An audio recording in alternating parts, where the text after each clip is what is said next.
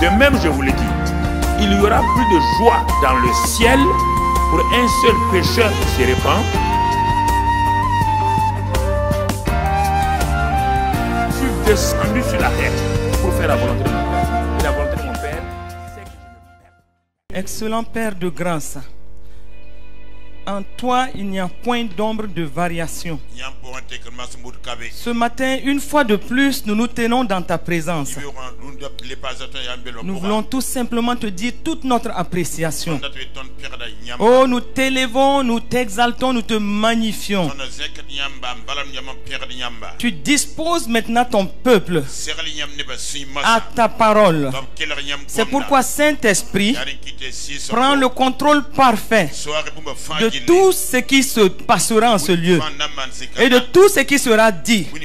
Et au même moment, tout esprit qui ne confesse pas Jésus-Christ en ce lieu quitte ces lieux au nom de Jésus, et que la gloire de ce qui va se passer appartienne à Jésus-Christ seul. Saint-Esprit, parle au cœur de ton peuple. Merci Seigneur. Amen, amen, amen. Oh, acclamons le Seigneur tout en nous asseyant. Amen, amen. Est-ce que tu peux dire avec moi: je suis la gloire de Dieu sur cette terre. Je suis une icône sur cette terre. Je suis la lumière dans ce monde. Je suis une solution pour le monde. Je ne suis pas en train de vivre sur cette terre en vain. Et le sang royal coule dans mes veines. Je suis d'une lignée royale. Et j'ai le sang royal dans mes veines. La victoire est inscrite dans mon ADN. Ce qui veut dire que je suis toujours victorieux, toujours vainqueur. Quels que soient les défis, je m'en sors toujours avec le triomphe. Je m'en sors toujours avec la victoire. Je ne suis jamais une victime. Non, non, non, je ne suis jamais une victime. Mais je suis toujours la victoire. Je suis un succès. Je suis une victoire ambulante. Partout où je passe, je suis une solution. Tout ce que je rencontre, je leur fais du bien et je suis leur solution. Amen, amen, amen, amen, amen, amen. Gloire à Dieu. Gloire à Dieu. Quand nous apprenons à, c'est-à-dire à proclamer la parole, vous savez, ce qui peut être constant entre celui qui confesse positivement et celui qui confesse négativement sur sa propre vie, c'est le je suis là.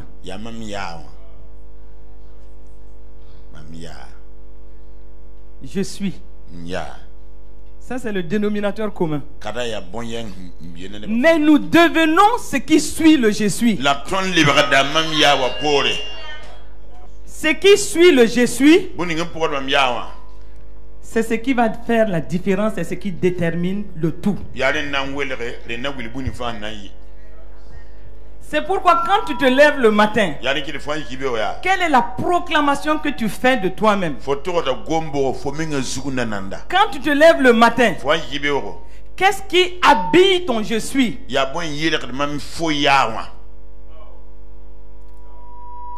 Si tu dis je suis fatigué, la fatigue va te retrouver là où tu es. Et tout ton corps commence à dire répondons à ce qu'il a dit. En ce moment, les nerfs, les veines, les os, tout commence à répondre à je suis fatigué, je suis fatigué. Si tu te lèves et tu dis la joie du Seigneur est ma force, moi-même je suis dans la joie, je suis une créature si merveilleuse, oh je suis une femme talentueuse, je suis douée, Je suis une solution. Pour tout ce que je rencontre, je suis une solution. Et je suis la lumière dans ce monde. Partout où je passe, j'éclaire de la lumière qui est en moi. Et je fais du bien à tout ce que je rencontre. En ce moment-là, tout concourt à te faire rentrer dans ce que tu as proclamé. Donc, il y a une différence entre celui qui se lève et qui proclame le négatif et qui... C'est-à-dire, souvent on ne se rend pas compte. Il suffit seulement de sentir un peu de fatigue. Toi, tu confesses 10 fois dans la journée, je suis fatigué. Je suis fatigué. Et tu vas être fatigué. Je ne me sens pas bien, je ne me sens pas bien. Tu ne vas pas bien te sentir. Parce que tu as appelé le je ne me sens pas bien à venir habiter en toi. Mais si tu te lèves le matin, j'ai l'esprit de Dieu en moi. Le sang royal coule dans mes veines. La victoire est inscrite dans mon ADN. Oh, je marche comme une victorieuse. Et je suis effectivement dans la victoire. Oh, tout ce qui est né de Dieu triomphe du monde. Quelles que soient les circonstances, moi je triomphe du monde. Je suis une triomphatrice. Je suis une vainqueur. Oh, toutes les situations qui me rencontrent, oh, je les domine, je marche dessus. Et quand tu continues à proclamer cela, tu vois ces choses-là s'aligner et commencer à répondre à ce que tu as déclaré. C'est une réalité et souvent on ne fait pas attention. On proclame plus le négatif et nous sommes étonnés de voir le négatif nous suivre. Alors que nous ne sommes pas faits pour vivre le négatif. Est-ce que quelqu'un est d'accord avec moi ce matin? Regardez, le grand Saint-Esprit vit en toi. Quand nous y pensons, mais c'est extraordinaire. Le Saint-Esprit, qui est la personne divine, avec toute la force divine, avec tout ce que Dieu est, tous les caractères de Dieu, le Saint-Esprit vient vivre en toi. C'est Dieu qui s'est tabernaclé en toi. Toi tu marches avec tes 1,55 m. Mais le grand Dieu, créateur du ciel et de la terre, celui qui a créé toutes choses, il est en toi. Et tu es l'adresse de Dieu sur cette terre. Quand on cherche Dieu, on doit te retrouver. Quand on cherche l'intelligence divine, on doit te retrouver. Quand on cherche une solution, on doit te retrouver. Quand on cherche quelqu'un qui parle bien, on doit te retrouver. Parce que Dieu n'a jamais dit je suis et puis accompagner ça du négatif. Non, Dieu n'a jamais dit je suis et que la suite là soit négative. Le glorieux Saint-Esprit. Est-ce que tu l'imagines? Est-ce que souvent il faut s'asseoir, fermer les yeux et penser à ce que Dieu a fait pour nous? On sera émerveillé. Et en même temps, on aura honte de voir que tant de choses ont été faites pour nous et que nous continuons à vivre dans de la presque misère. La misère de ce monde. Les mêmes situations que le monde vit. Il y a quelque chose qui ne va pas. Quand je dis ça, c'est pour nous tous. Hein?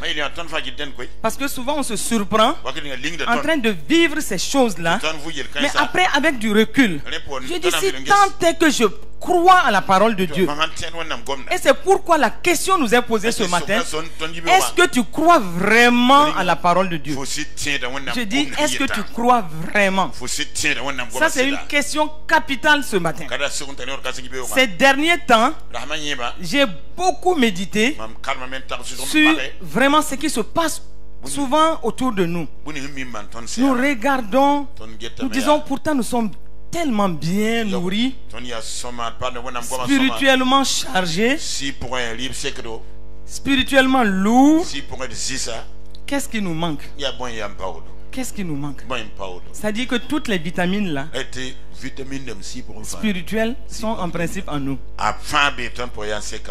Mais maintenant, qu'est-ce qui nous manque pour que nous soyons en train de vivre certaines choses de la boue? Qu'est-ce qui nous manque? Et c'est là où nous devons vraiment prendre du temps souvent dans la parole. C'est vrai, il est important d'être chargé de recevoir la parole. Mais il est encore plus important de s'asseoir autour de cette parole-là et de méditer sur même souvent de simples versets. Si Dieu dit qu'il vit en nous, est-ce que je crois vraiment? Est-ce que je crois vraiment? S'il dit que j'ai la santé et la vie éternelle. La vie éternelle, c'est pas quand je vais aller de l'autre côté. C'est le genre de vie que Dieu seul a. C'est le genre de vie de Dieu. La vie Zoé. Le caractère de Dieu. Ce que Dieu a, il a mis ça en moi. Et ce que nous devons être, et ce que nous devons être capables de faire, regardons les 4 évangiles, regardons la vie de Jésus. C'est le même Saint-Esprit, pas un esprit de Dieu inférieur, mais le même Saint-Esprit qui était en Jésus, qui est en nous.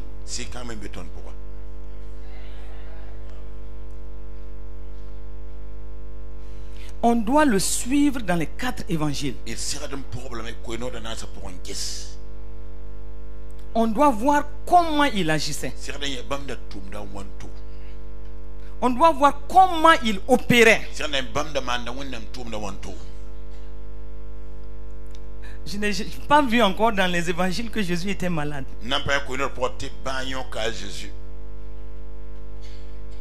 En tout cas, pas dans ma Bible. Et il était une telle solution que toute situation qu'il rencontrait, il était automatiquement une solution. Regardez-le devant le fils unique de la veuve de Naïm. Le cortège de la mort rencontre le cortège de la vie. Quelque chose doit se passer. La mort ne peut pas dominer sur la vie. Et celui que ce cortège a rencontré, c'était la vie.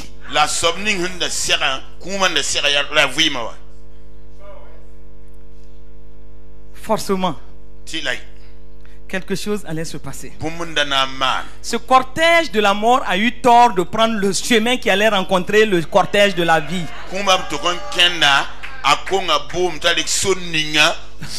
Parce que forcément la vie va prédominer, la vie va prendre de l'ascendance et l'enfant va vivre obligatoirement.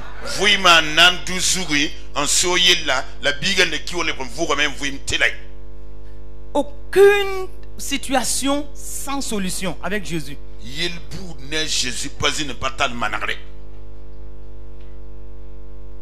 Et Pierre va résumer tout ça dans Acte 10, 38. Regardez Jésus de Nazareth, comment il était loin du Saint-Esprit et de force, allant de lieu en lieu, délivrant tous ceux qui étaient sous l'empire du diable, car Dieu était avec lui. La même chose doit se dire pour chacun d'entre nous. C'est pourquoi quand tu te lèves le matin, je suis oint de Saint-Esprit et de force. Oh, je vais de lieu en lieu et je guéris tous ceux qui sont là sous l'empire du diable, parce que Dieu est avec moi. L'onction qui était en Jésus, j'ai reçu cette onction-là. C'est pourquoi la maladie ne peut pas tenir devant moi. L'infirmité ne doit pas tenir devant nous. Les situations impossibles doivent avoir leur solution.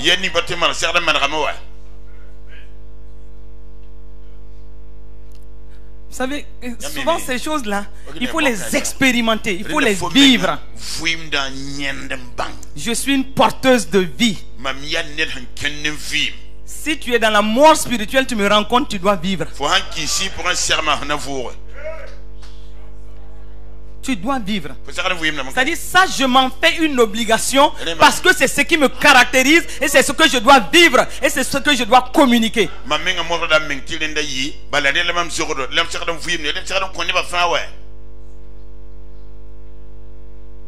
Récemment, lors de notre voyage au Canada, j'ai rencontré 3 situations. Et les 3 situations, dans les 3 situations, les personnes vivaient, c'est-à-dire côtoyaient des chrétiens. Il y a même une là qui disait que ça faisait 4 ans. Son amie était une chrétienne. 4 ans. Il dit que pourtant on ne passe pas de semaine sans nous voir. Nous avons eu un entretien. À la fin, j'ai dit, mais est-ce que tu as déjà confessé Christ? Elle ne comprenait pas. Et c'est là où, quand je lui ai parlé de Christ, elle était pressée de recevoir cette vie nouvelle. Et elle a reçu cette vie nouvelle ce jour. Après, elle m'a écrit pour dire que c'est de ça qu'il fallait. Il fallait qu'elle reçoive cette vie-là. Et sa vie est totalement bouleversée. Tous les jours, elle m'écrit. Tous les jours, elle m'écrit pour me dire toutes ses expériences. Comment elle opère. Il faut se fixer ça comme un objectif. Un jour aussi, j'avais proclamé Acte 10, 38. Comme Jésus de Nazareth, je suis oint du Saint-Esprit et de force. Je vais de lieu en lieu. Partout où je passe dans cette journée, je fais du bien à tous ceux que je rencontre. Je délivre tous ceux qui sont sous l'empire du diable. Parce que Dieu est avec moi. Comme il était avec Jésus, il est aussi avec moi. Et je proclame cela. L'Esprit du Seigneur est sur moi. Il m'a oint pour annoncer une bonne nouvelle aux pauvres. Il m'a envoyé pour guérir ceux qui ont le cœur brisé. Pour proclamer aux captifs la délivrance et aux aveugles le recouvrement de la vue et annoncer une année de grâce du Seigneur. Je proclame ça, je proclame. Mais le Seigneur va permettre dans la journée c'est comme une pratique de ce que j'ai dit. Et c'est pourquoi quand tu fais ces proclamations, dans la journée, au moment où tu marches et tu passes de lieu en lieu, il faut faire attention parce que tu vas rencontrer des situations que Dieu même va mettre devant toi et où tu dois être une solution, où tu dois agir à la gloire de Dieu. C'est aussi ça, marcher sous le ciel ouvert. Le surnaturel divin doit être manifesté. Parce que est-ce qu'on imagine que le surnaturel n'est pas à créer? On n'est pas en train de créer, c'est-à-dire un ciel ouvert, un autre ciel ouvert. Depuis que le Saint-Esprit est descendu, il n'est plus remonté. Il agit en toi, il agit en moi, et c'est le puissant Saint-Esprit. Mais est-ce que tu en es conscient? Est-ce que tu es conscient de cette présence de Dieu en toi et avec toi? Dans les 3 dimensions de la présence de Dieu en nous, et nous devons pratiquer ces 3 dimensions. Le Dieu avec nous, il a dit, je serai avec vous tous les jours jusqu'à la fin. Christ en nous, ce mystère-là, écoute-moi, n'a pas été révélé à Moïse. Ça n'a pas été révélé à Abraham. Ça n'a pas été révélé à tous ceux-là, les auteurs des 4 évangiles. Mais Dieu a réservé ça pour toi et moi. Dieu a réservé ça pour toi et moi. Ce mystère de tout temps caché à tout ce monde, mais révélé à nous qu'on appelle les saints.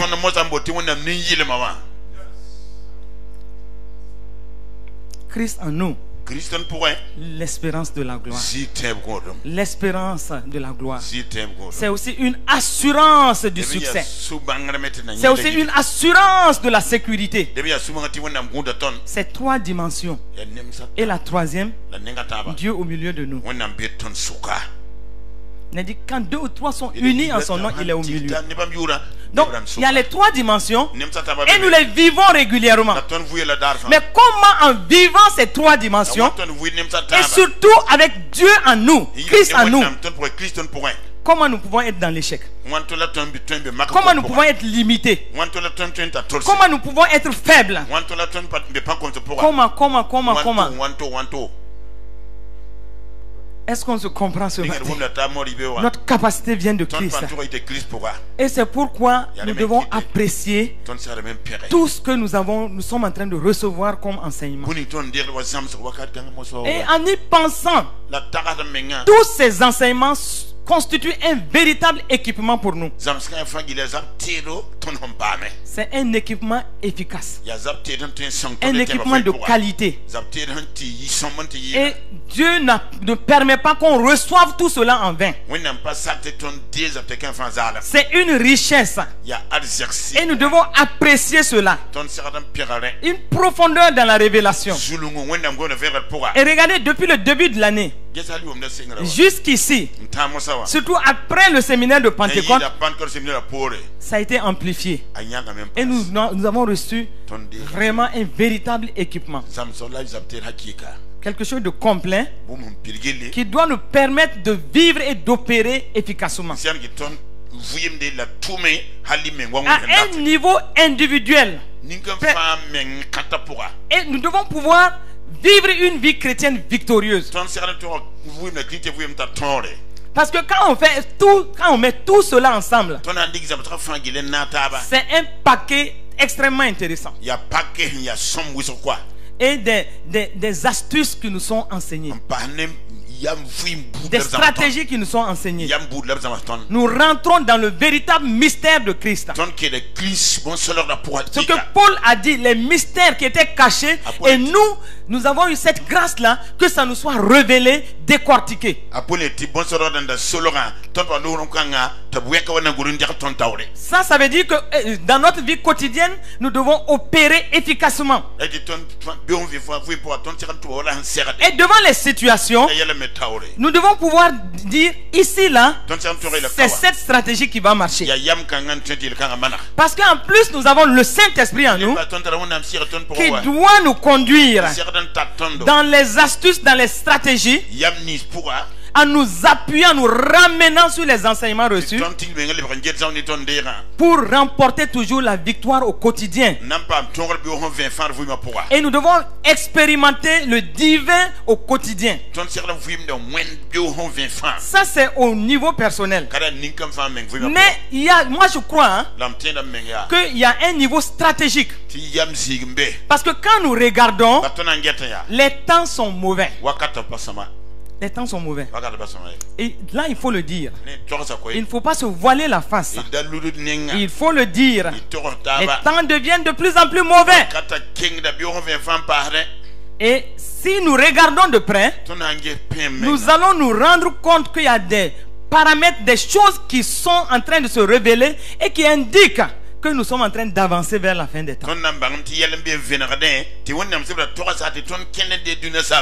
Et c'est le moment où chaque enfant de Dieu doit être armé de la révélation profonde, doit être armé de la connaissance qui vient de Dieu, pas le superficiel, mais quelque chose de profond et lourd. Et nous devons être des enfants de Dieu matures, des ouyos. Nous devons être une solution, une réponse pour tout ce qui se passe aujourd'hui. Quand nous disons que nous devons être des ouyos, c'est-à-dire des enfants de Dieu, des fils de Dieu, nous devons être conduits aussi par l'Esprit de Dieu. L'Esprit, c'est-à-dire le ministère de l'Esprit doit être une réalité dans notre vie. Et le ministère de l'Esprit doit s'appuyer sur la parole. Pas n'importe quelle parole. Pas seulement que je serai béni, je serai prospère. Mais la parole révélée, profonde. Si nous regardons, et la parole de Dieu nous le dit, dans Romains 8, à partir du verset 20, il est dit que la création a été soumise à la vanité. Mais non de son gré. Mais à cause de celui qui l'y a soumise. La création a été soumise. Et il est dit au verset 21, avec l'espérance qu'elle aussi sera affranchie de la servitude de la corruption pour avoir part à la liberté de la gloire des enfants de Dieu. Écoutez bien, la liberté de la gloire des enfants de Dieu. Est-ce qu'on cerne quelque chose ici? Il y a une liberté dans la gloire des enfants de Dieu. Parce que nous sommes dans ce monde, mais nous ne appartenons pas à ce monde. Donc il y a une liberté dans notre vie. Au moment où les autres sont soumis à certains systèmes, nous ne devons pas être soumis à ces systèmes. Donc il y a une liberté pour nous. Parce que nous sommes une classe supérieure, une race élue, un sacerdoce royal, une nation sainte. Alléluia. Alléluia. Nous ne sommes pas n'importe qui. Si toi tu te vois comme n'importe qui, ça te regarde. Mais la parole de Dieu dit, il y a le divin en toi. Dieu en personne vit en toi. Tu ne peux pas être n'importe qui. Et tu as une liberté dans ta vie. Parce que tu n'appartiens pas au système de ce monde. Et il y a une gloire dans ta vie. Et le monde nous regarde. Et le monde veut participer à la liberté de la gloire des enfants de Dieu.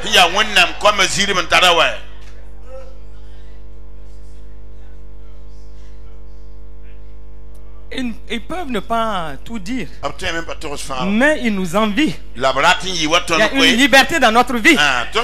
Quand on nous regarde, on sait qu'il y a quelque chose.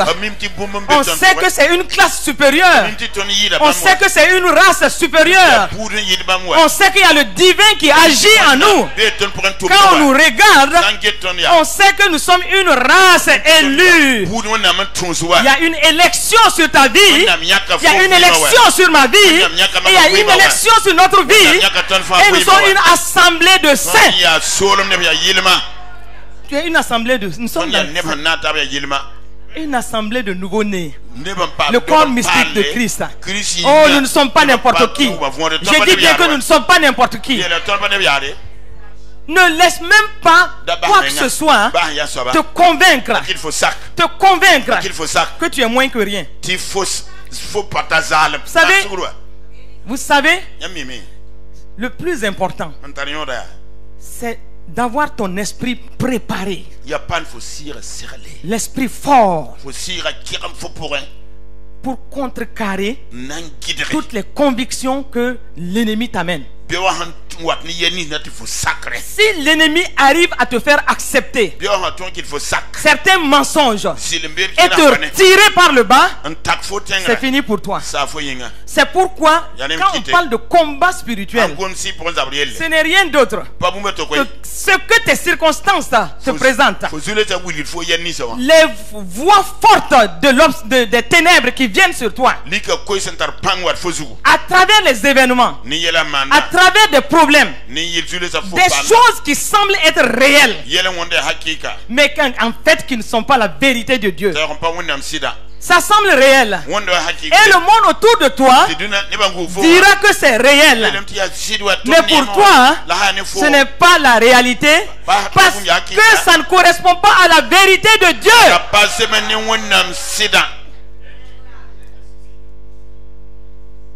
Il y a des voix du monde des ténèbres. Il y a la voix des problèmes. Il y a la voix de la maladie. Il y a la voix des épreuves.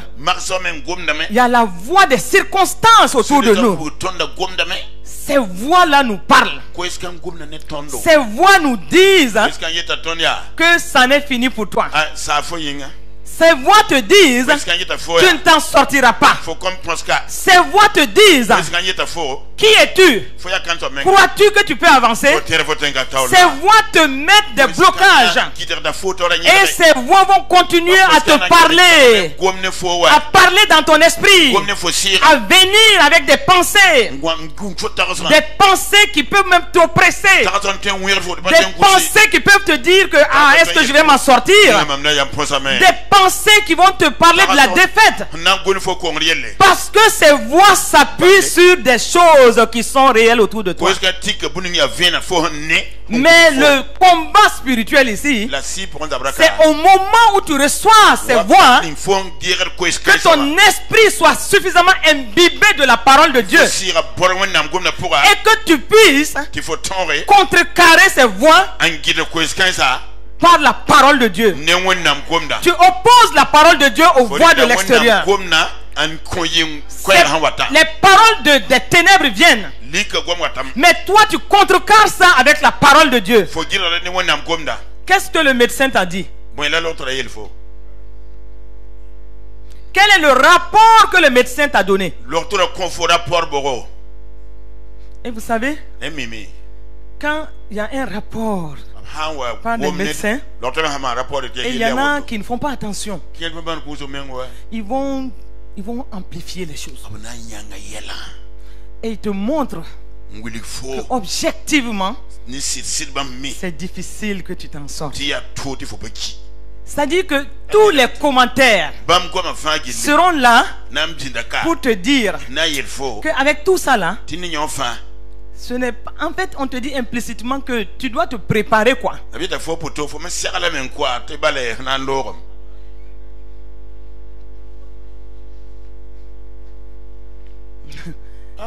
Et ils ont de ces termes.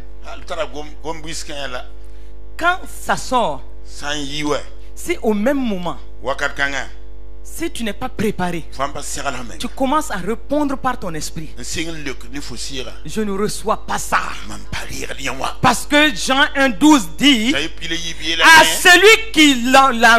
ceux qui l'ont reçu, ceux qui ont reçu la parole lumière, ceux qui l'ont reçu, c'est parce qu'ils l'ont reçu que cela leur a donné la capacité, la force et l'ingrédient pour être ce que cette parole contenait. À ceux qui l'ont reçu. Maintenant, au moment où tu reçois ces paroles dans ton esprit, laisse-le continuer à parler. Mais dans ton esprit, commence à répondre. Ça ne m'atteint même pas. Ça ne rentre pas en moi. Je ne reçois pas cela. Parce que si je ne reçois pas, cela ne me donnera pas la capacité que ces paroles-là se manifestent en moi.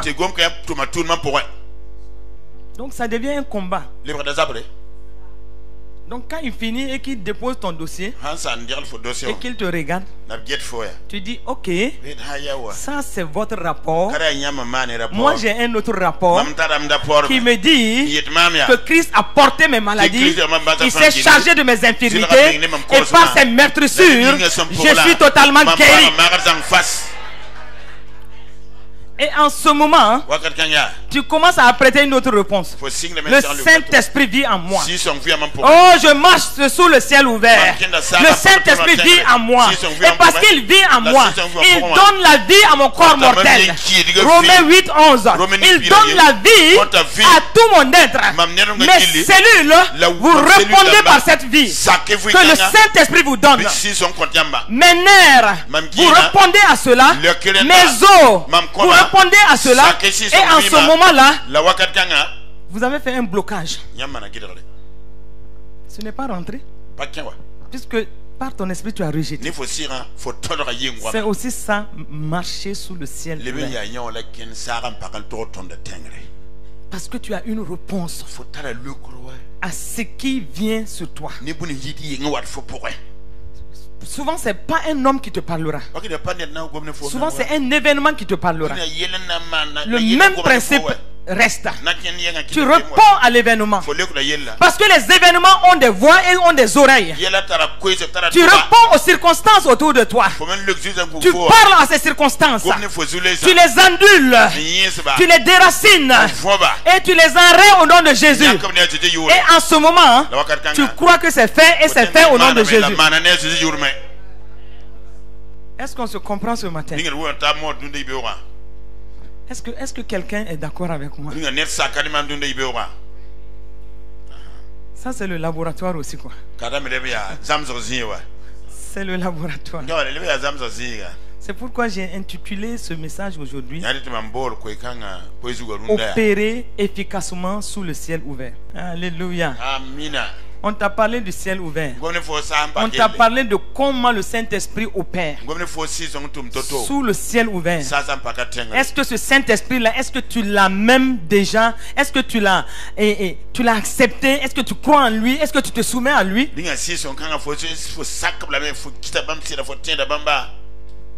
Quelle est ta communion avec lui? Parce que tout ce qu'on a dit est bien.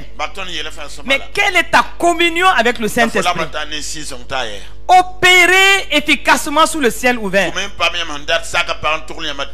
Parce que toi, tu peux recevoir tous ces enseignements, la richesse de la révélation. Mais si ça n'a pas trouvé de place en toi, ça devient comme l'eau sur les plumes d'un canard.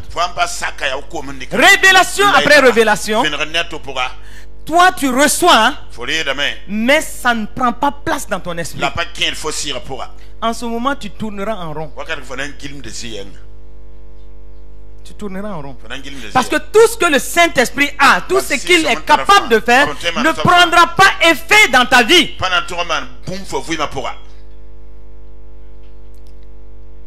Ne prendra pas effet dans ta vie. Alors que si c'est un équipement, tu dois t'exercer à tout cela. Si un enseignement passe, tu dois être capable de venir dire: voici ce que j'ai expérimenté. Même si tu n'as pas l'occasion de témoigner, tu dois être capable de dire: j'ai expérimenté ça dans cet enseignement.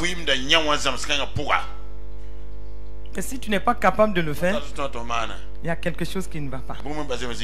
Tu ne peux pas opérer efficacement sous le ciel ouvert. Et pour toi et à partir de toi pour les autres. Si tu ne t'appuies pas véritablement sur la parole, l'intégrité de la parole. Toi et le message, vous devez être un. C'est-à-dire que si on te voit, on a vu le message. Tu reflètes le message. Et tu dégages de toi le message. Quand on te regarde, on doit voir en toi cette force spirituelle. On doit voir que tu es quelqu'un qui a l'esprit fort. On doit voir même à travers tes réponses que tu fonctionnes beaucoup par l'esprit. Et que c'est-à-dire que tu as de l'ascendance sur les situations. Et que le règne de l'esprit est le règne dans lequel tu opères. Parce que tout ce que nous sommes en train de dire, ce n'est pas une affaire de la chair. Parce que Dieu est esprit et il opère en esprit et nous devons fonctionner par l'esprit. Et c'est pourquoi Galates 5:25 dit: si nous vivons par l'esprit, marchons aussi par l'esprit. Pourquoi il y a une dichotomie? Nous disons que nous vivons par l'esprit, mais quand on nous regarde dans notre marche au quotidien, tout est chair. Nos réactions sont des réactions de la chair. Nous appréhendons les choses par la chair. Nous appréhendons les choses par ce que nous voyons. Alors que la parole de Dieu, Paul dit aux Corinthiens que les choses invisibles sont éternelles. Ce qui est visible sont passagères. Et ce qui est visible, ça doit pouvoir changer à partir de l'invisible. Parce que c'est l'invisible qui commande le visible. L'invisible est la source qui commande le visible.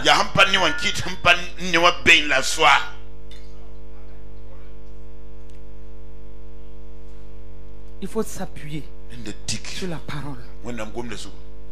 La parole de Dieu doit pouvoir se manifester dans tout ce que tu fais. Ta référence principale doit être la parole de Dieu. Et qu'est-ce que tu fais quand tu reçois cette parole? Qu'est-ce qui se passe en toi quand tu reçois la parole? Parce que on peut recevoir la parole, mais il y a tout un phénomène qui se passe au fond de nous. Parce que il y a notre âme peut rejeter. Nos sens peuvent rejeter. Pour nous-mêmes d'abord, regardez un peu. Tu reçois la parole. Tu sais que cette parole-là, elle est là pour te libérer. Elle est là pour t'affranchir. Elle te dit la vérité de Dieu. Et c'est par rapport à ta situation. Maintenant, qu'est-ce que tu en fais? Comment ça se passe au fond de toi? Comment tu la reçois? Comment, je dirais, comment tu la gères? C'est quelque chose de très pratique.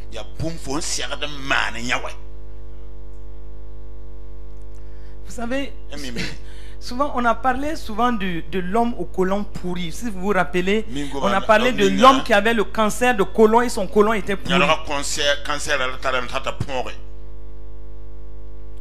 Mais ces derniers temps, un jour je méditais et Dieu m'a ramené sur ce témoignage. Ce témoignage en réalité reflète en réalité ce que nous devons faire par rapport à la parole de Dieu. Quoique ce que cet homme a vécu, en fait on lui a dit juste un mensonge, mais qu'il a accepté. On lui a dit que l'opération s'était bien passée, alors qu'on ne l'a même pas touché, alors qu'on a juste refermé son ventre, parce qu'ils ont vu qu'il n'y avait même pas d'espace pour couper. Et si on s'amusait à couper une partie du côlon, cet homme allait mourir même sur la table d'opération. Et le médecin a dit, nous allons refermer. Il s'est mis à coudre rapidement. Il a dit, il n'y a rien à faire. Et ils ont donné quelques jours à ce monsieur, en se disant, il doit mourir bientôt. Il n'y a rien à faire. Parce que l'état de son côlon était tel qu'il ne peut pas vivre même des semaines.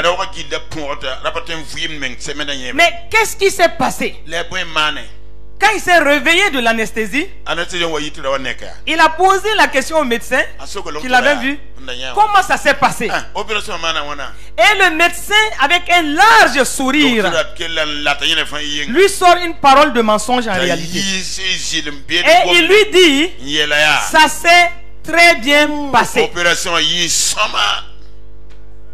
Et la façon dont il a reçu cette information, il était content parce que ça s'est très bien passé. Voilà comment il a réagi. Ce médecin-là ne peut pas me mentir, puisque c'est lui qui a fait l'opération. Et comme c'est lui qui a fait l'opération, il m'a dit à moi que ça s'est très bien passé. Et il a accepté cette parole. Et tout son être a accepté cette parole. Ses cellules ont accepté cette parole. Tous ses organes ont accepté. Je dirais même le côlon pourri a accepté que ça s'est très bien passé. Et le monsieur qui dit sa conclusion, si ça s'est très bien passé, c'est que je ne mourrai plus, je vivrai, et un jour je verrai les gens. Voilà comment il a reçu. Est-ce qu'on reçoit la parole de Dieu de cette façon? C'est ça. Ça c'est la première étape. La parole par rapport à nous-mêmes. Ce qu'on reçoit. Est-ce qu'on croit? Quand on dit que Dieu vit en toi, quand on dit qu'il s'est tabernaclé en toi, le Saint-Esprit est en toi, le plus grand est en toi, et à cause de cela, on te dit dans 1 Jean 4,4, vous petits enfants, vous les avez vaincus, vous avez vaincu les antéchrists, parce que celui qui est en vous est plus grand que celui qui est dans le monde. Est-ce que tu crois en ça? Si tu crois en ça, tu dois vivre une vie de victoire permanente. Parce que 1 Jean 5,4 dit, tout ce qui est né de Dieu triomphe du monde. Et la victoire qui triomphe du monde, c'est notre foi. Qui est celui qui a triomphé du monde? Si ce n'est celui qui croit que Jésus-Christ est le Fils de Dieu. Est-ce que tu crois que Jésus-Christ est le Fils de Dieu? En ce moment-là, la victoire est tienne. Le triomphe est pour toi. Tu as triomphé du monde. Tu as triomphé des difficultés. Tu as triomphé de cette situation. Tu as triomphé de cette maladie. Parce que tu es né de Dieu. Parce que la victoire qui est la nôtre s'appuie sur le fait que Jésus-Christ est le Fils de Dieu et que toi tu as accepté, que moi j'ai accepté. Mais est-ce que nous croyons? Est-ce que nous acceptons? Ça c'est de nous, c'est-à-dire nous quand la parole vient. L'homme lui l'a accepté. Maintenant, quand tu acceptes, un deuxième niveau, il y a un travail à l'intérieur de toi. Tu laisses la parole s'implanter totalement en toi. Et l'homme a accepté. Et un moment, il murmurait ça. Ça s'est très bien passé. Et c'est ça que nous devons faire. Quand tu prends la parole et que la parole tu reçois la parole, tu dois murmurer la parole jusqu'à ce que ça s'établisse en toi. Cette parole prend effet dans ta vie. Et au moment où tu murmures la parole, c'est pourquoi il ne faut pas être pressé souvent. Souvent quand tu reçois cette parole, tu la reçois dans ta méditation. Tu la reçois quand tu écoutes la parole de Dieu. Tu dois commencer à murmurer. Cette parole prend place en toi. Maintenant, troisième niveau, tu dois commencer à proclamer cette parole. Et souvent, nous ne proclamons pas assez. Cette parole est pour toi. Tu dois la proclamer. Et c'est pourquoi quand tu es même dans ton lieu de méditation, il y a des moments où tu dois te lever et tu proclames la parole jusqu'à ce que toi-même tes oreilles entendent cela de ta propre bouche. Tes oreilles doivent entendre. La foi vient de ce qu'on entend. Et ce qu'on entend vient de la parole de Dieu. Et c'est ce que cet homme faisait. Tous ceux qui venaient le voir, ils proclamaient la parole du médecin. Ils proclamaient, ils disaient, le médecin m'a dit que ça s'est très bien passé. Ils proclamaient ça à tout le monde. Tous ceux qui venaient le voir, ils proclamaient que le médecin a dit ça s'est très bien passé. Comme ça s'est très bien passé, je ne mourrai plus. Comme ça s'est très bien passé, je vivrai. Comme ça s'est très bien passé, je suis guéri. Je suis guéri. Je suis guéri. Et la guérison a commencé à prendre place en lui. Et le médecin était étonné de voir que sa santé était en train de s'améliorer contre la réalité que lui, le médecin, connaît.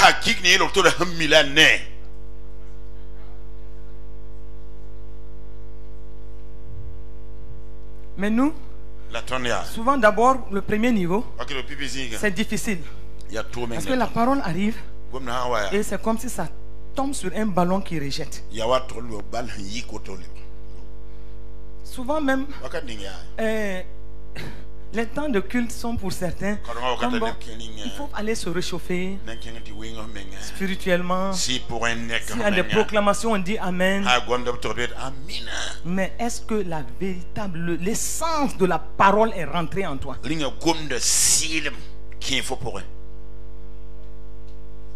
Est-ce que quand tu as quitté ici, tu as murmuré cette parole?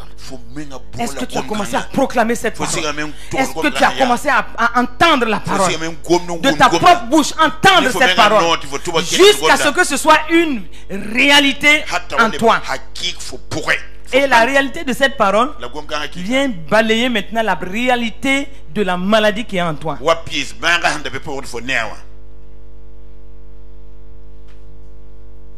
Et en ce moment, quelque chose forcément se passe. Ah oui. Moi, je vais être suffisamment insensé pour croire tout ce que Dieu me dit. Je suis insensé, je veux croire. Ah non, je veux croire. Et je peux en ce moment-là dire à Dieu, ah, ici là ça marche. Et je sais que je dirai toujours que ça marche. Et l'homme regardait. C'est de cette façon qu'il est parti rapidement à la guérison. Parce que tous ses organes ont répondu à cette parole qu'il a reçue, qu'il proclamait, qu'il entendait. Et en ce moment-là, tout s'est mis en place pour sa guérison. Voici quand nous recevons la parole. Qu'est-ce que ça fait? Maintenant, de nous maintenant, comment nous devons utiliser, parce que opérer sous le ciel ouvert, c'est aussi ça. Comment nous utilisons même la parole par rapport aux circonstances qui nous entourent. Parce que n'oubliez pas que nous sommes une solution pour les autres qui nous entourent. Maintenant, au moment où tu sors la parole pour la circonstance devant toi, est-ce que toi-même tu crois? C'est un exercice pratique. Hein? Parce que vous voyez, souvent on peut dire une parole par rapport à une situation, mais au fond de nous-mêmes, c'est pas évident que nous croyons fermement à cette parole. Parce que tu dis ça, parce que la parole de Dieu a dit, mais au fond de toi, est-ce que toi-même là, tu es d'accord avec cette parole pour que cette parole agisse sur la circonstance qui est face à toi?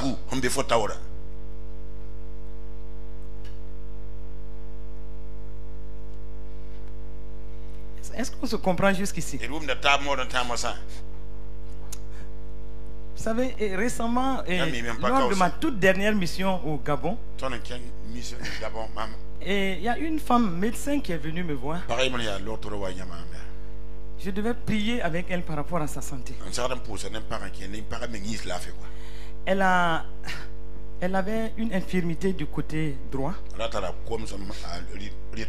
Et depuis que je la connaissais, quand elle venait aux réunions, quand on va au Gabon, je la voyais toujours avec la béquille. Elle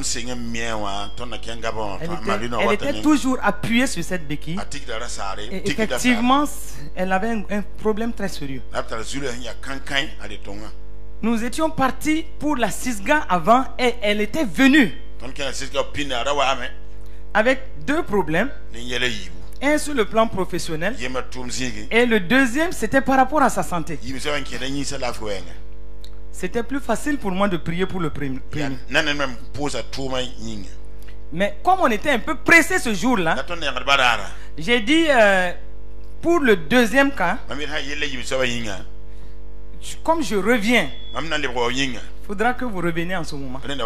Parce qu'il me faut prendre le temps pour qu'on soit d'accord sur la parole avant que je ne prie pour ça.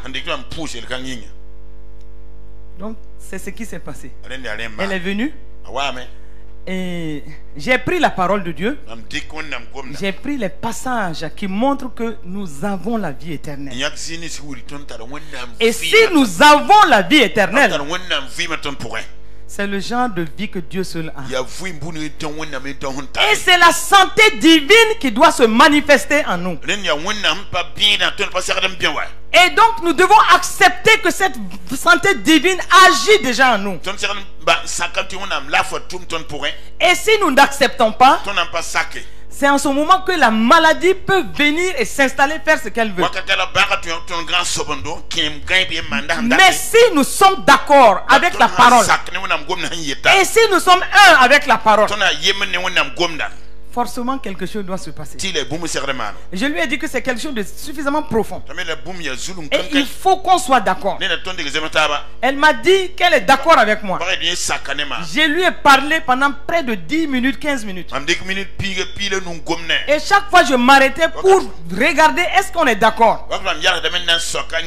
Et en lui précisant que si nous ne sommes pas de même, c'est-à-dire nous ne sommes pas en accord, ça risque d'être difficile. Quand j'ai fini de parler, cette sœur-là, maintenant elle a pris la parole pour m'expliquer ce que c'était que ce mal. Comme elle est médecin, elle a sorti tous les termes techniques. Les noms de ces tendons, quel os a fait quoi à l'autre os, et puis la maladie là est venue comment. Elle a expliqué. J'étais mal à l'aise parce que je ne peux pas vous le cacher, tellement elle expliquait avec des termes tellement techniques, scientifiques, que ça a failli basculer ma foi. Parce que son explication était trop rationnelle. Entre temps, je lui ai dit, est-ce que tu peux laisser ça pour que... Mais elle dit non. Maman, je veux vous expliquer pour que vous sachiez comment prier.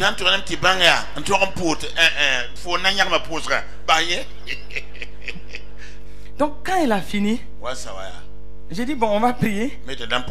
Mais au fond de moi, c'est quelque chose de profond que j'explique. C'est-à-dire le même niveau de foi que j'avais pour dire que quand je vais prier, elle va se lever là. Ça va diminuer quand même. Parce que, c'est-à-dire que c'est pour dire qu'est-ce qui fait souvent un obstacle à notre succès quand nous voulons opérer dans, c'est-à-dire sous le ciel ouvert et dans le surnaturel. Nos 5 sens. C'est un obstacle.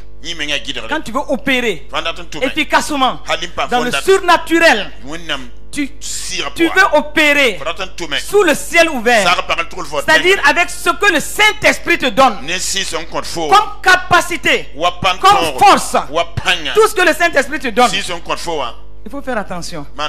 Tes 5 sens peuvent être un obstacle. Ce que j'entendais, c'était trop. Maintenant j'ai dit bon, on va prier. J'ai prié pour elle. Comme d'habitude. J'ai pris autorité sur l'esprit d'infirmité. Et j'ai dit, au nom de Jésus, vous devez marcher. Mais attendez. Quand j'ai fini, elle était assise, elle me regardait. Et son regard m'a influencé encore. Maintenant je lui ai dit, bon, vous savez, quand on prie comme ça, bon, la guérison peut être instantanée, comme ça peut venir doucement, doucement.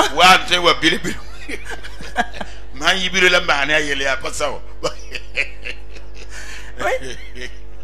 Ça peut venir doucement, doucement. Bon, donc, il y a eu des cas où j'ai prié pour les gens qui se sont levés, mais il y a eu des cas aussi où c'est après. Oui. Est-ce qu'on se comprend?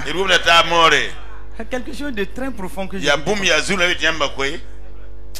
Mais tout d'un coup, le Saint-Esprit m'a repris. Ce n'est pas toi qui fais. C'est lui, le Saint-Esprit, qui fait. Tu n'es qu'un instrument. Tu n'es qu'un canal. Et cette voix était forte en moi. Donc je l'ai regardé. Je ne me suis plus laissé influencer par son regard. J'ai dit au nom de Jésus, lève-toi et marche. À ma grande surprise, elle s'est levée. Elle a marché. Elle a marché. Elle a marché. Et elle marchait, elle a jeté sa béquille. Et elle disait, j'ai retrouvé l'usage de mes jambes. J'ai retrouvé l'usage de mes jambes. Si le Saint-Esprit ne m'avait pas repris, si cette voix intérieure n'était pas venue me dire, ce n'est pas toi qui fais, je n'allais pas avoir cette force-là, même de dire, parce que mes cinq sens étaient en train de jouer un tour. Et comment opérer sous le ciel ouvert, surtout dans le surnaturel. Faisons attention. Nos cinq sens peuvent jouer un tour. C'est-à-dire tu es juste au bord du miracle, mais tes cinq sens viennent peut-être en quelques minutes balayer ça. Comment tu utilises la parole? Est-ce que tu crois? Et est-ce que tu crois à l'effet de cette parole sur ce pourquoi tu es en train de prier? C'est très important. Nous devons opérer efficacement sous le ciel ouvert. Parce que le Saint-Esprit ne nous a pas été envoyé en vain. Le Saint-Esprit n'est pas en nous comme en villégiature. Le Saint-Esprit est là pour opérer au travers de nous. Le Saint-Esprit doit travailler au travers de nous pour révéler la puissance de Christ.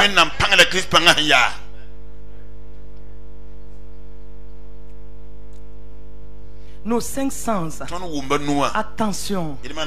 Tu veux opérer sous le ciel ouvert et efficacement. Surtout tu veux opérer dans le surnaturel. Attention à tes cinq sens. Attention à ce que tu entends. Attention à ce que tu vois. Et en ce moment, il y a des moments où moi je ferme les yeux. Je ne vais pas voir ce qui peut m'influencer. Parce que nous sommes appelés à opérer. Je l'ai dit. La richesse de la révélation que nous recevons ne nous est pas donnée en vain. Et à un moment, nous serons en train d'opérer dans le surnaturel. Et à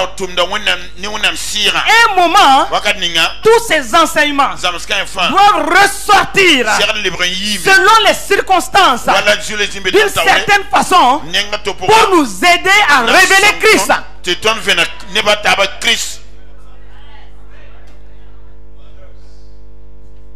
Devant certaines situations,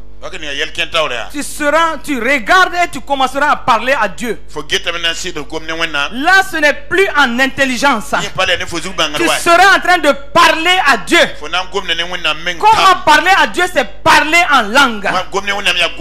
Tu ne t'adresses pas à un homme en ce moment.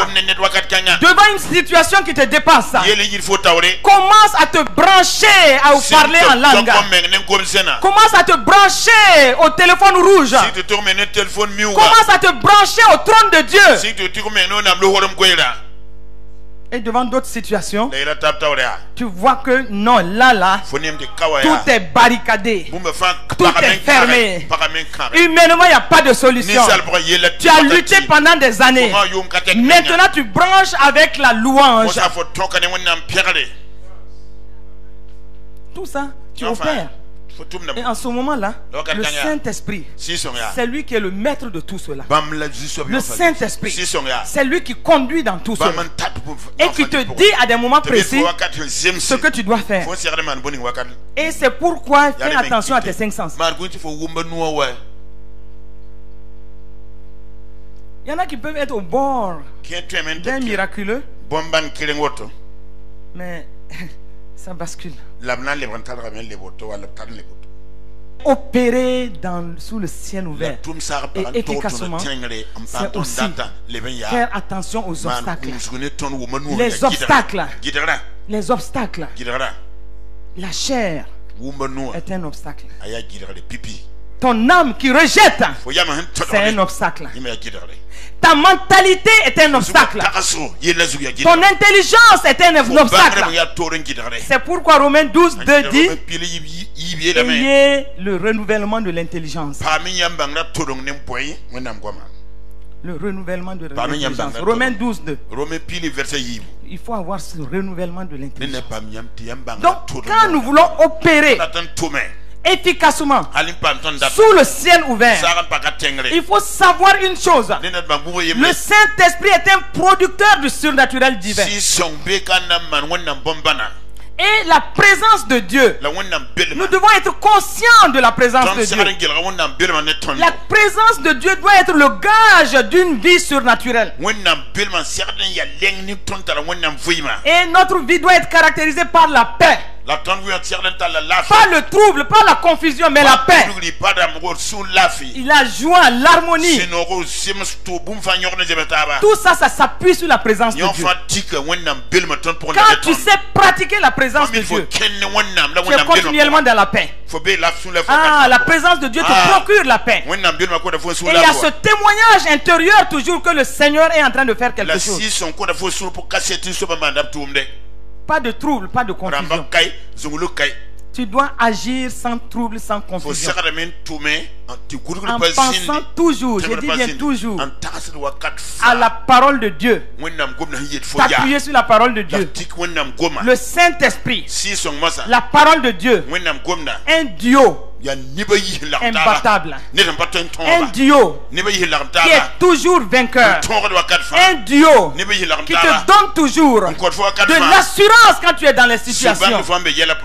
Et c'est pourquoi il faut être tellement moulé dans la parole que devant les situations, la parole doit sortir de toi. Comme Jésus le faisait. Il est écrit devant chaque situation. Il est écrit. Il est écrit. Il est écrit. Toi aussi, tu dois devant les situations sortir la parole de Dieu. Ésaïe, le prophète Ésaïe avait dit dans Ésaïe 43, si tu traverses les eaux, et ça c'est Dieu qui dit, si tu traverses les eaux, je serai avec toi, et les fleuves, ils te submergeront point. Si tu marches dans le feu, le feu ne te brûlera pas, et la flamme ne t'embrasera pas. Dans quel feu te trouves-tu aujourd'hui? Voici une parole pour toi. Le feu de la maladie. Dans quel feu te trouves-tu? Le feu de la rébellion d'un enfant. Le feu de la maladie d'un enfant. Dans quel feu te trouves-tu? Le feu des dettes. Dans quel feu te trouves-tu ce matin? Ce matin, dans quel feu tu te trouves? Qu'est-ce qui est en train de brûler ta vie? La confusion dans ton foyer. Quel est le feu qui brûle dans ta vie? Quelles sont les eaux par lesquelles tu passes? Les eaux de la maladie, de la confusion. Dans quoi tu te trouves? Je dis bien dans quoi tu te trouves. Dans quelle confusion tu te trouves. Dans cette situation. Quelle est la situation qui ronge ta vie? Même ce matin avant de venir, tu t'es posé des questions. Tu as dit pourtant nous recevons de bonnes paroles. Pourtant j'ai dit oui, amen à beaucoup de proclamations. Mais quelle est la confusion dans ta vie? Quel est le feu de la situation professionnelle dans laquelle tu te trouves? Dans quel feu te trouves-tu? Qu'est-ce qui te courbe? Quel est le feu? La confusion. Et tu dois te rappeler de cette parole. Il dit si tu traverses les eaux, je serai avec toi. Ma présence sera avec toi. Ma présence ne te fera pas défaut. Et les fleuves de la maladie ne vont pas t'emporter. Les fleuves des dettes ne vont pas t'emporter. Les fleuves de la confusion dans ta famille, ça ne va pas t'emporter. Et le feu ne te brûlera pas. Ce feu ne te brûlera pas. Et le Seigneur te dit ce matin, c'est moi qui te parle. Je ne sais pas quelle est ta situation, mais ton Dieu te parle ce matin. Tu dois être conscient de sa présence. Sa présence en toi et avec toi. Il n'est pas étranger à ce qui se passe dans ta vie. Il connaît chaque détail de la situation par laquelle tu te trouves. Et c'est pourquoi il veut que tu pratiques sa présence. Pratique sa présence. Pratique sa présence. Sois conscient de sa présence. Sache qu'il est là. Sache qu'il est présent. Il est présent dans tous les détails. Il est présent dans cette situation qui te ronge. Et si tu crois qu'il est là, c'est lui qui va te relever. Oh, ne cherche pas le secours dans un homme. Ne cherche pas le secours dans des bras humains. Oh, ne cherche pas le secours dans les systèmes humains. Ne cherche pas des secours dans les stratégies humaines. Pratique la présence de Dieu. Pratique la présence de Dieu. Sois conscient de sa présence. Sois conscient qu'il est en toi. Et s'il est en toi, il ne va pas t'abandonner. Il ne va pas te faire défaut. Et aujourd'hui, il est là pour te faire du bien. Il est là pour te faire du bien. C'est ça. Quelle est la situation? David, lui, David a su correctement pratiquer la présence de Dieu. Nous ne le dirons pas assez. S'il y a un homme qui a vécu des situations terribles, David fait partie de ceux-là qui étaient les plus éprouvés. Mais David a su tellement pratiquer la présence de Dieu que lui-même il dit que je vois l'Éternel autour de moi, en moi et partout. Quand il dit cela, c'est parce qu'il vivait cela. Et nous devons faire comme David, être conscient de la présence de Dieu en nous et avec nous. Au moment où nous sommes ici, nous devons être conscients d'une chose: il est présent en chacun d'entre nous. Il est présent au milieu de nous aussi. C'est ça la vérité. Et donc si tu acceptes tout cela, quelque chose va commencer à se passer dans ta vie. Le ciel est ouvert sur nous. Et nous sommes la porte des cieux. Nous sommes la demeure de Dieu. Et ce sont des vérités qu'il faut accepter. Et quand tu sais que tu opères sous le ciel ouvert, tu dois être conscient aussi de certains phénomènes qui se passent autour de toi. Des phénomènes spirituels. Les anges, le ministère des anges souvent se manifeste autour de nous. Est-ce que tu crois? Bien souvent tu vois des choses et tu ne comprends pas. Souvent toi-même tu as peur. Alors qu'ils sont là, souvent ils te font un clin d'œil. Ça aussi, c'est opérer sous le ciel ouvert. Et c'est savoir que ces êtres célestes sont là pour nous apporter le secours. Ils sont là pour nous soutenir. Même souvent pendant qu'on est en train de prier, ils peuvent être dans l'assemblée pour toucher des gens de façon particulière. Ils exercent un ministère pour soutenir ce que nous faisons. Et souvent quand tu es en danger, effectivement, tu les vois en action. Tu les vois en action. Une fois, je sais qu'en France, je devais quitter un quartier loin, aller très loin pour voir un malade. Et je tenais à partir. Et quand on m'expliquait tout ce qu'on me disait, que tu dois prendre tel métro, aller descendre où, tourner où, faire ceci, faire cela, après descendre prendre un bus. Quand on m'expliquait, j'étais confuse. Et je me disais, j'ai dit, mais comment je vais faire? Pourtant il faut que j'aille. C'était trop compliqué. Tellement compliqué que moi-même je rejetais ça. Bon, mais il faut sortir. Et toute seule, je sors. Je vais au premier métro. Mais dans la confusion, au fond de moi, j'étais triste. J'ai dit, toutes les explications, c'est compliqué. J'ai dit, Seigneur, aide-moi. Mais je ne sais pas comment tu vas le faire. Et en temps, je vois un monsieur qui était arrêté. Et il me donnait d'eau. Entre-temps, il vient vers moi. Il me demande où je vais. J'ai expliqué, j'ai lu et tout. Il dit que c'est très loin. J'ai dit bon, donc je ne sais pas comment je vais aller. Mais ce que j'ai remarqué, quand je le regarde, il ne me regarde pas bien. Et après il me dit que bon, que lui il devait faire un travail et qu'aujourd'hui il est en congé. Il va m'accompagner. Et curieusement, de ce lieu-là, tout le parcours, il était devant. Quand on rentre dans le bus, il s'assoit de l'autre côté. Quand on arrive, on descend et on doit prendre un autre truc, bus ou bien métro. Il va acheter lui-même. Le ticket il me donne. Il me dit vite, vite. Jusque là où je partais. Quand on est arrivé, il me dit que c'est là. Il a souri. J'ai voulu, je l'ai remercié. Il a secoué la tête. J'ai insisté qu'il me donne son numéro pour que je le remercie après. Il a donné un numéro. Mais c'est quand il est reparti, j'ai eu la chair de poule. Et quand je me suis retourné pour le voir partir, il n'était plus là. Mais curieuse, j'ai appelé après. Le numéro n'existe pas.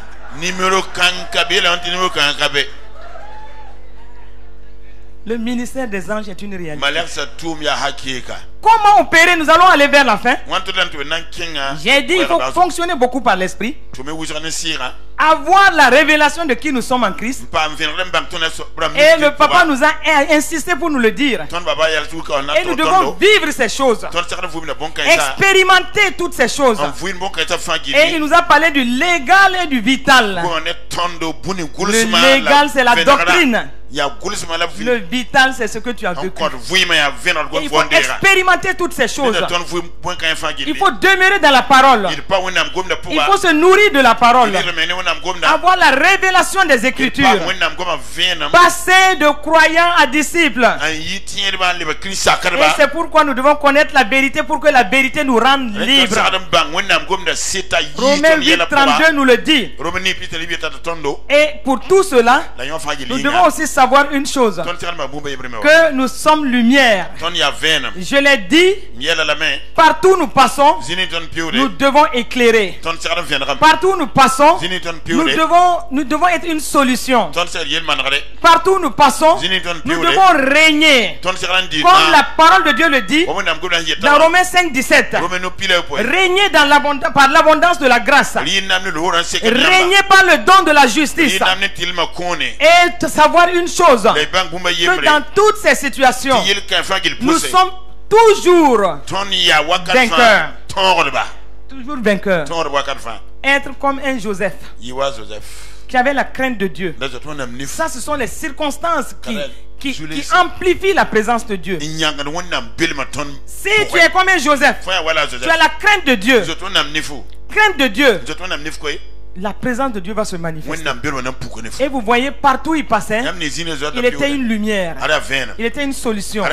Chez Potiphar, il est dit dans Genèse 39, à partir du verset 5, que dès que Potiphar l'eut établi dans sa maison et sur tout ce qu'il possédait, l'Éternel bénit la maison de l'Égyptien.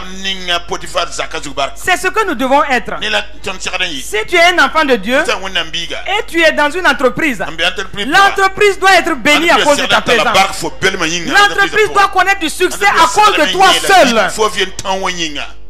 Et le verset 6 dit, il abandonna aux mains de Joseph tout ce qui lui appartient.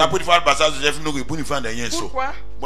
Parce que Joseph craignait Dieu. Et Dieu est... Le Potiphar a vu en lui quelqu'un d'intègre. Est-ce que toi tu manifestes l'intégrité? Est-ce que tu as la crainte de Dieu? Est-ce que tu sais pratiquer cette présence-là et amplifier cette présence? Être le sel de la terre et la lumière là où tu es. Matthieu 5:13 nous le dit. Jésus a dit, tant que lui il est sur cette terre, il dit Jean 9:5, pendant que je suis dans le monde, je suis la lumière du monde. Et il dit, celui qui me suit ne marchera pas dans les ténèbres. Jean 8, 12. Mais la personne aura la lumière de la vie. Et cette lumière de la vie, opérée sous le ciel ouvert, est conscient que le Saint-Esprit agit en nous, nous donne d'être une lumière. Aussi, nous pouvons dire que ceux qui sont avec nous doivent avoir la lumière de la vie. Et Jésus nous l'a dit. Matthieu 5, verset 14, il dit, vous êtes la lumière du monde. Puisque lui il dit, tant que lui il est sur cette terre, il est la lumière de la vie. Et ceux qui le suivent, ne peuvent pas marcher dans les ténèbres. Ça doit être exactement la même chose. Nous aussi nous devons dire, ceux qui sont avec nous, ceux qui nous suivent doivent avoir la lumière de la vie. Parce que c'est ça notre nature. C'est ça que nous devons refléter. Et nous devons savoir que la lumière donne quoi? La lumière donne la direction. La lumière éclaire. La lumière montre où il faut aller. Et nous devons être cette lumière pour donner la direction, pour éclairer les ténèbres. Les ténèbres autour de nous. Nous devons éclairer cette ténèbre. Et Jésus nous envoie dans ce monde. Il a dit dans Jean 20, verset 21, il dit, comme le Père m'a envoyé, moi aussi je vous envoie. Et nous avons tout. Je dirais tout. C'est-à-dire quand tu as le Saint-Esprit, quand Christ vit en toi, tu as tout. Tu as tout. Et tu dois être conscient de cela. Accepter cela. Vivre avec cela. Marcher avec cela. Et être conscient de la présence de Dieu en toi et avec toi. Développer cette conscience-là. Et la dernière chose, marcher, opérer efficacement sous le ciel ouvert, c'est opérer dans l'amour.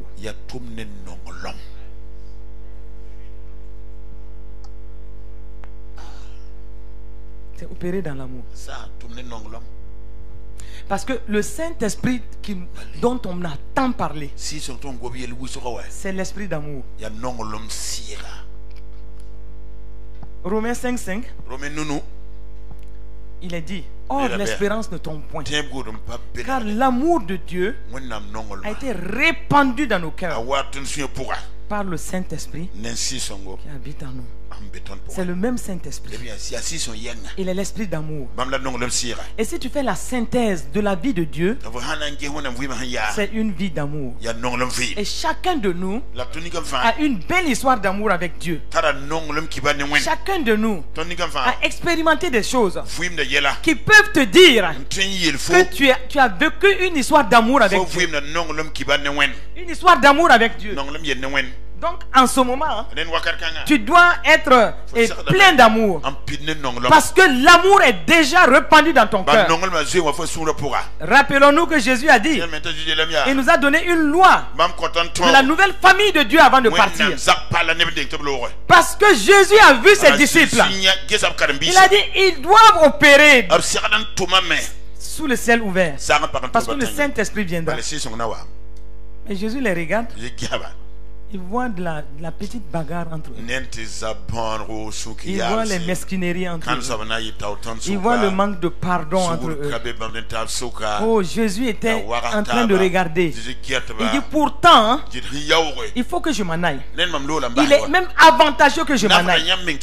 Parce que lui, tant qu'il était sur la terre, il était le seul qui portait le Saint-Esprit. Donc pour opérer, il faut qu'il soit seul dans un groupe ou quelque part vis-à-vis d'une personne. Mais il dit, il est avantageux que je m'en aille pour que le ciel soit ouvert. Et si le ciel est ouvert, vous tous vous serez investis de ce Saint-Esprit.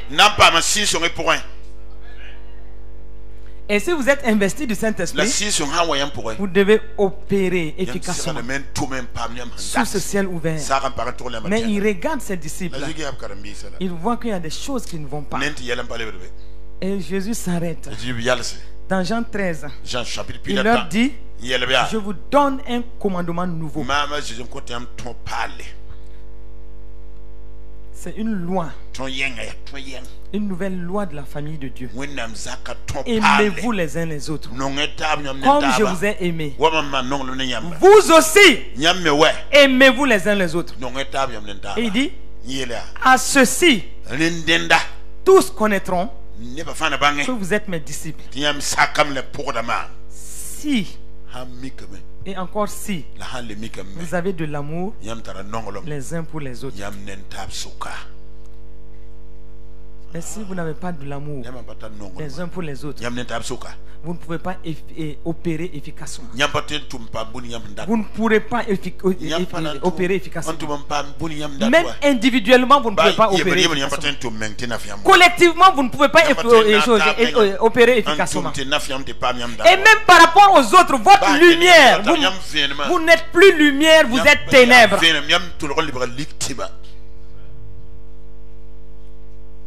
Et la parole 1 Jean dit que si tu marches dans les ténèbres, tu ne sais pas où tu vas. Parce que les ténèbres t'enveloppent. Jésus a vu chez ses disciples. Déjà, il y avait des querelles de leadership entre eux. Ah, qui sera à sa place? Moi, je voudrais m'asseoir à sa place. Moi, je voudrais ceci. Les intérêts personnels et égoïstes. Pas l'intérêt du royaume. Mais l'intérêt individuel et égoïste personnel. Jésus a vu tout cela. Comme encore aujourd'hui, il regarde. Il nous voit dans les mêmes luttes. Il nous voit dans les mêmes situations. Jésus a dit à ses disciples, je vous donne un commandement nouveau. Je vous donne une loi nouvelle. Aimez-vous les uns les autres. Et écoutez, il l'a dit dans Matthieu 5, avant que le ciel ne soit ouvert. Il n'y avait pas cet amour-là.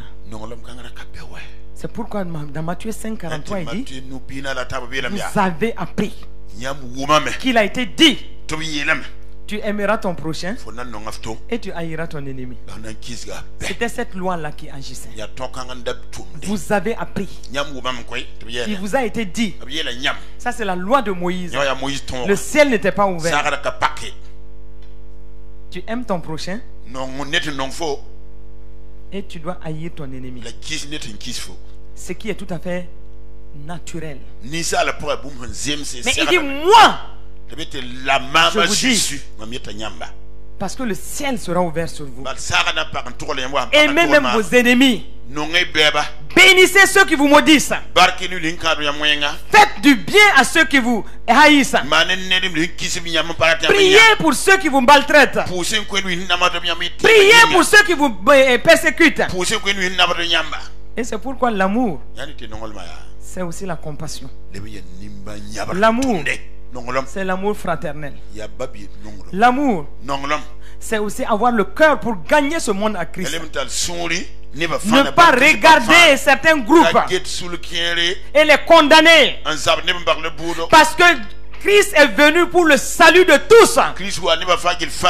Et la parole de Dieu dit qu'il nous a tellement aimés, tant aimés. Dieu nous a tant aimés qu'il nous a envoyé son Fils. Nous aussi, nous devons aimer les autres. Nous devons les aimer. Et marcher dans l'amour, pratiquer continuellement le pardon. Le pardon doit être un maître mot dans notre vie. Et donc, faire sortir tout ce qui est ténèbres de notre vie. Et être comme Dieu, puisque c'est l'Esprit de Dieu qui nous régit. 1 Jean 4, 17 dit, tel il est, tel nous sommes aussi dans ce monde. Et c'est pourquoi je termine. Jean va dire, écoutez bien, 1 Jean 4, si quelqu'un dit, à partir du verset 20, j'aime Dieu, et qu'il haïsse son frère. Haïr son frère là, Ça peut prendre plusieurs formes. Souvent c'est dans le cœur même. Toi tu vois un frère. Tu fais semblant de faire un coup de fil. Alors que tu ne téléphones à personne. C'est simplement pour éviter de le saluer. Si quelqu'un dit moi j'aime Dieu et qu'il haïsse son frère, il dit que c'est un menteur.